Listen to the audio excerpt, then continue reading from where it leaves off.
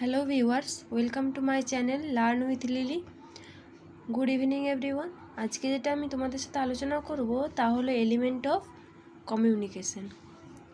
আমরা জানি দুই বা ততোধিক ব্যক্তি বা দলের মধ্যে তার অনুভূতি, তথ্য বা মতামত বিনিময়ের প্রক্রিয়াকে বলা হয় যোগাযোগ।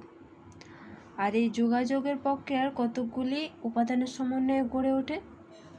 সেই উপাদানগুলি হলো প্রথমত প্রেরক বা সেন্ডার। আমাদের যে যোগাযোগ প্রক্রিয়া শুরুই হয় প্রেরকের কাছ থেকে। প্রেরক বিভিন্ন ধরনের ধারণা, চিন্তাভাবনা, মতামত বা ইত্যাদি অন্য ব্যক্তিকে প্রেরণ করে থাকে। সেকেন্ড হচ্ছে বিষয়বস্তু বা কন্টেন্ট। আমাদের যোগাযোগ প্রক্রিয়া একটি নির্দিষ্ট বিষয়বস্তু বা টপিককে কেন্দ্র করে গড়ে ওঠে। তা কেমন হতে পারে? তা সামাজিক হতে পারে, তা প্রাকৃতিক হতে পারে, আবার মনোবৈজ্ঞানিকও হতে পারে। তৃতীয়ত হচ্ছে মাধ্যম বা মিডিয়া। মাধ্যম বা মিডিয়া কি না, যার মাধ্যমে বিষয়বস্তুকে কার্যকরীভাবে সঞ্চালন করা হয়। মাধ্যম দুই রকমের হতে পারে, যেমন ভার্বাল বা নন ভার্বাল মাধ্যম, যেখানে প্রেরক যে কোনো বিষয়বস্তুকে ভাষার মাধ্যমে বা অঙ্গভঙ্গির মাধ্যমে রিসিভার বা গ্রাহকের সামনে উপস্থাপন করে থাকে। তাকে আমরা কি বলবো না, মাধ্যম বা মিডিয়া।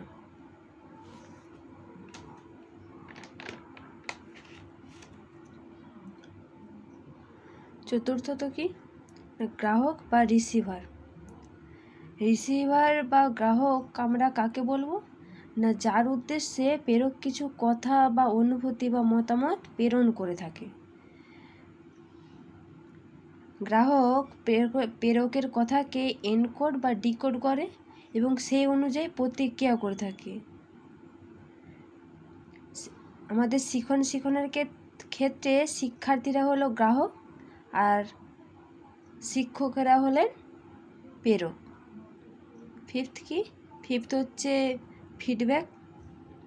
ফিডব্যাক বলতে আমরা কি বুঝি না, ফিডব্যাক বলতে আমরা গ্রাহকের প্রতিক্রিয়াকে বুঝি। যখন গ্রাহক প্রেরকের বার্তাকে এনকোড করে তার বার্তার প্রতি প্রতিক্রিয়া করে, তখন আমরা তাকে বলবো ফিডব্যাক।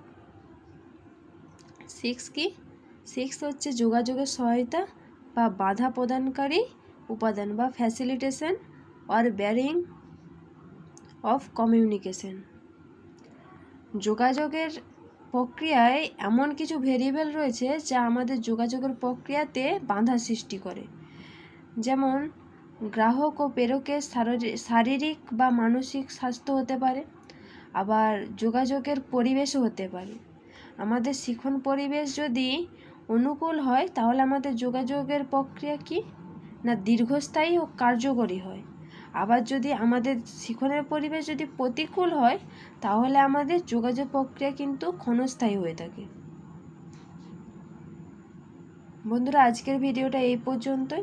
যদি তোমাদের কোনো জায়গায় কোনো কনফিউশন থেকে থাকে তাহলে আমাকে কমেন্টে জানিও, আমি পরের ভিডিওতে সেটা আলোচনা করে দেব।